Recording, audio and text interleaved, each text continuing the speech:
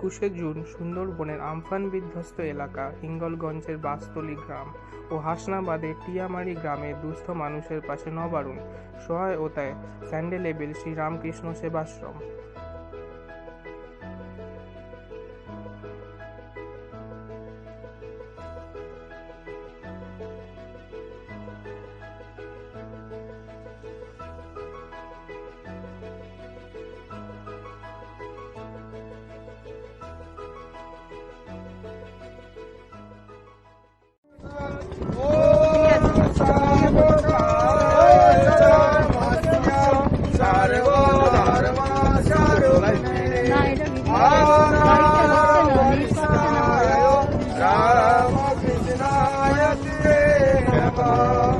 আমরা ভগবান শ্রী শ্রী রামকৃষ্ণদেবকে প্রণাম জানালাম এবং আপনাদেরকে নমস্কার জানাচ্ছি। আজ 21শে জুন আমরা এসেছি স্বামীবিল আশ্রম থেকে এবং নবারুণ সংঘ দুস্থ মানুষের পাশে এবং আমাদের সাথে এবং আপনারাও ওনাদের সঙ্গে আছেন। এই নবারুণ সংঘ এই যা মশারি এসেছে ওনারা আপনাদের জন্য 217টা মশারি এনেছেন এখানে এবং আরেক জায়গায় আছে ওনারা মোট 350 মশারি এনেছেন। আমাদেরকে একবার দেবো ঠিকানা না, ওনারা এই পুরো আর্থিক দায়ভারটা ওনারা করেছেন। আর আমরা স্যান্ডেলেবিল শ্রীরামকৃষ্ণ সেবাশ্রম আপনাদের কাছে যোগাযোগ করেছি টিকিট দিয়ে এবং আমরাও কিছু আমাদের একটা পার্ট আমাদের সম্ভবত এই ধরনের এসে ওনারা কিন্তু কোনো খাদ্যবস্তু পাননি। আমফানের তাণ্ডবে গৌরীশ্বর নদীর বাঁধ ভেঙে নদীর জল হিঙ্গলগঞ্জের বাসতলী ও টিয়ামারি গ্রামকে প্লাবিত করে। এই পচা জল নেমে যাওয়ার পর প্রচুর ডেঙ্গু ও ম্যালেরিয়ার মশার উৎপাত হয়। নবারুণের সদস্যরা তাই 21শে জুন 350 মশারি নিয়ে পৌঁছে যায় বাসতলী ও টিয়ামারি গ্রামের মানুষের কাছে। প্রতি পরিবার পিছু একটি ডবল বেডের মশারি প্রদান করে নবারুণ। সহযোগিতায় স্যান্ডেলেবিল শ্রী রামকৃষ্ণ সেবাশ্রম।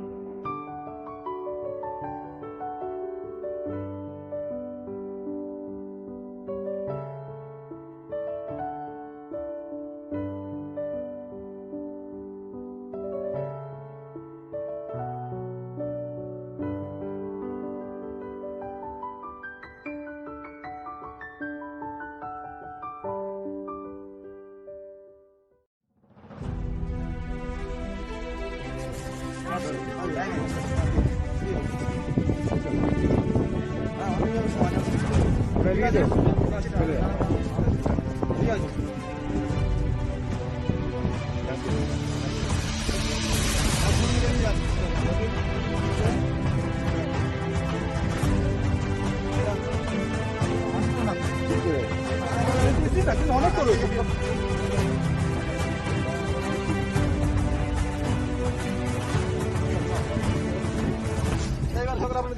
কি করে জানো ঠিক ঠিক হুড়োহুড়ি করবেন না, হুড়োহুড়ি করবেন না, যাও নিরন্তর থাকুন মাঝখান থেকে কাছি আছে কাছি আছে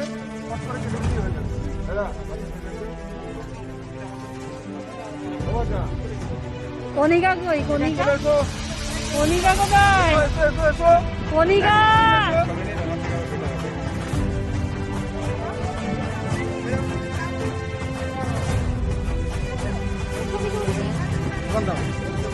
এদিক দিয়ে ছবিটা তোলা ভালো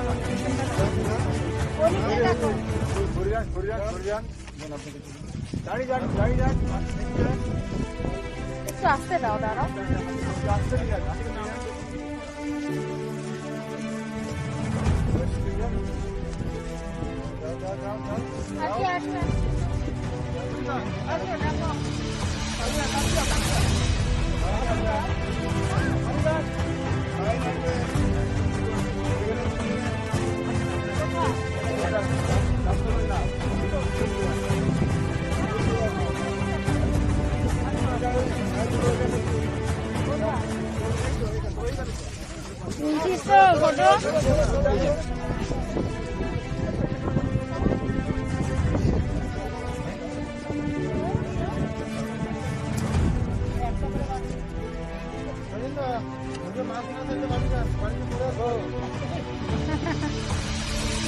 अरे माल दो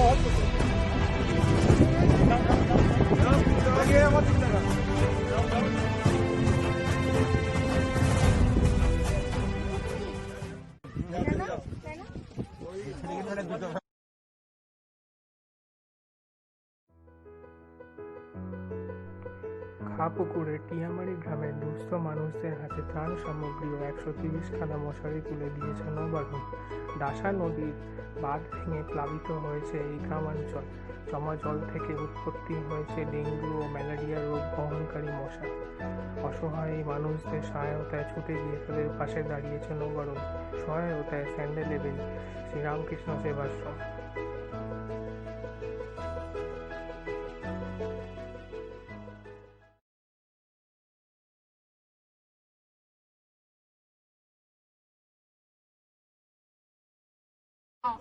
হ্যাঁ দিদি, এখন আপনাদের পরিস্থিতি কেমন?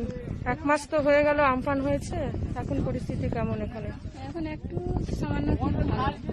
বাড়ি ঘর খারাপ ছিল, এখন বাড়িঘর সব একদম ভেজা আছে, বাড়িতে আর থাকতে পারছি না। আচ্ছা, তা আপনারা এখন রাস্তার উপরে আছেন? আচ্ছা আচ্ছা। কিছু আছে রাস্তার বলে উপরে প্রতিকল কাটি আছে। আচ্ছা, তো এখানে যেটা বাঁধটা ভেঙেছিল সেটা কি এখন মোটামুটি সরানো হয়েছে? একটু এই দেখুন। মেন বাঁধ সরানো হয়েছে। তো আপনারা এখানে কি এরকম আরো অনেক ত্রাণ পাচ্ছেন না কোনো ইয়ে পাচ্ছেন না? সরকারি কোনো সাহায্য পাচ্ছেন?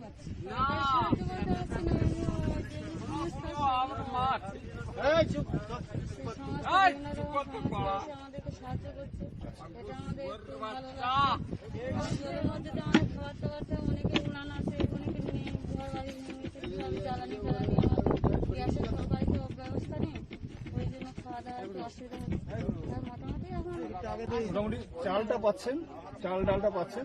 আপনারা আজকে পেলেন কিছু শুকনো খাবার এখানে দেওয়া হচ্ছে। শুকনো খাবারের পাশাপাশি আপনাদেরকে দেওয়া হচ্ছে মশারি।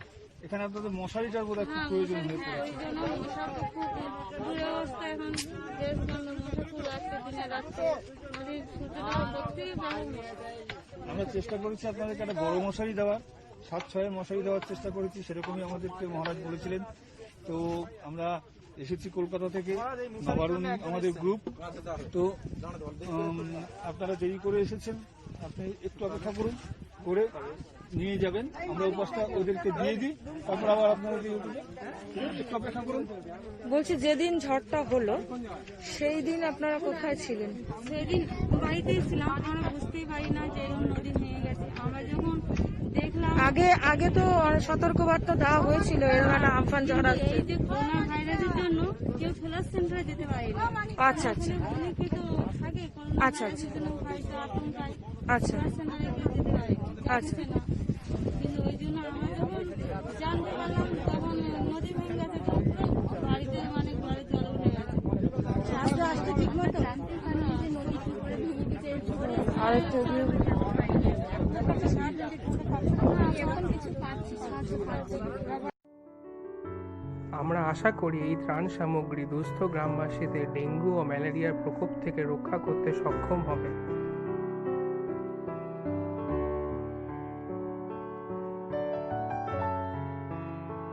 নবারুণ দুস্থ মানুষের পাশে, আমাদের সাথে আপনিও।